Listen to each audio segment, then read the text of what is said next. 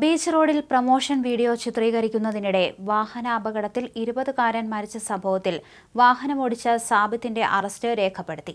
അശ്രദ്ധമായി വാഹനമോടിച്ചു, ഇൻഷുറൻസ് ഇല്ലാത്ത വാഹനമോടിച്ചു, മനഃപൂർവ്വമല്ലാത്ത നരഹത്യ എന്നീ വകുപ്പുകൾ പ്രകാരമാണ് ഇയാൾക്കെതിരെ കേസെടുത്തത്. അപകടത്തിൽ മോട്ടോർ വാഹന വകുപ്പും നടപടി തുടങ്ങിയിട്ടുണ്ട്. വാഹനങ്ങൾ ഓടിച്ച സാബിത്തിന്റെയും റയീസിന്റെയും ലൈസൻസ് അടുത്ത ദിവസം തന്നെ സസ്പെൻഡ് ചെയ്യുമെന്ന് MVD അറിയിച്ചിട്ടുണ്ട്. വാഹനത്തിന്റെ RC റദ്ദാക്കാനും നിർദ്ദേശം നൽകിയിട്ടുണ്ട്.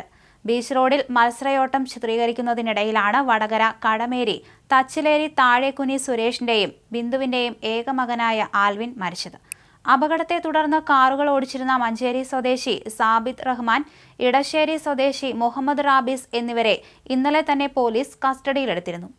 2 കാറുകൾ സമാന്തരമായി അതിവേഗത്തിലെത്തുന്ന രംഗം റോഡിന്റെ മധ്യഭാഗത്തു നിന്ന് ആൽവിൻ ചിത്രീകരിക്കുകയായിരുന്നു. കാറുകൾ ആൽവിന്റെ തൊട്ടുമുന്നിലെത്തുമ്പോൾ നിർത്താനായിരുന്നു നിശ്ചയിച്ചത്. എന്നാൽ കാറുകളുടെ അതിവേഗം കണ്ട ആൽവിൻ റോഡിന്റെ വശത്തേക്ക് മാറുമ്പോൾ ഇടിക്കുകയായിരുന്നു. കാർ ആക്സസറീസ് സ്ഥാപനത്തിന്റെ പ്രമോഷൻ റീൽസാണ് ചിത്രീകരിച്ചത്.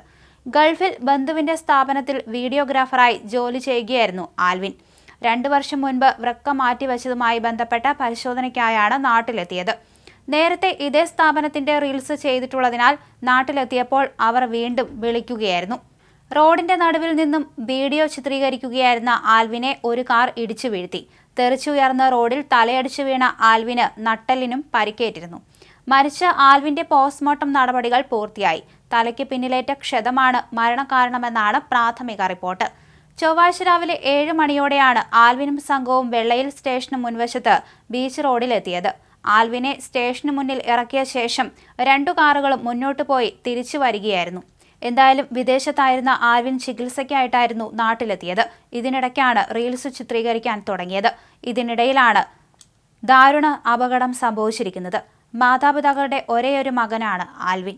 ഇന്നലെ രാവിലെ 7 മണിയോടെയാണ് സംഭവം നടന്നത്.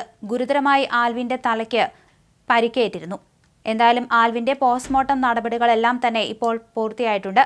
ഉടൻ തന്നെ സംസ്കാരം നടത്തുകയും ചെയ്യും. നട്ടെല്ലിനാണ് ആൽവിന് ഗുരുതരമായി പരിക്കേറ്റത്. തലയടിച്ച് റോഡിലേക്ക് വീഴുകയായിരുന്നു. കിഡ്നി സംബന്ധമായ പ്രശ്നവുമായി ആൽവിൻ ചികിത്സയിലായിരുന്നു. ഇത് മാറി വരുന്നതേ ഉണ്ടായിരുന്നുള്ളൂ. ഇതിനിടയിലാണ് ആൽവിന് ദാരുണ മരണം സംഭവിച്ചിരിക്കുന്നത്. ഗൾഫിൽ ബന്ധുവിന്റെ സ്ഥാപനത്തിൽ ജോലി ചെയ്തു വരികയായിരുന്നു. അതിനിടയ്ക്കാണ് ഇപ്പോൾ നാട്ടിലെത്തിയപ്പോൾ റീൽസ് എടുക്കാനായി ആൽവിൻ സുഹൃത്തുക്കളോടൊപ്പം എത്തിയത്.